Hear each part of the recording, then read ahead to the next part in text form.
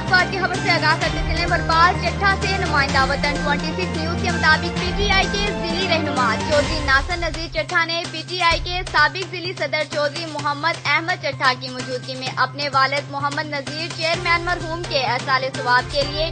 बुनियादी मरकज सेहत वरपाल चट्ठा को गरीब मरीजों के चेकअप के लिए एक अल्ट्रासाउंड मशीन एंटीफीटर शीशा नर्सरी मशीन दी है, जिसको चौधरी मोहम्मद अहमद चट्ठा ने इंतजामिया के सुपुर्द किया। तकरीब में महकमा हेल्थ के officer doctor Farzad Ahmed, doctor Fahad Mukhtar Buttar और मुअज़्ज़िज़ इलाका ने कसीर तादाद में शिरकत की।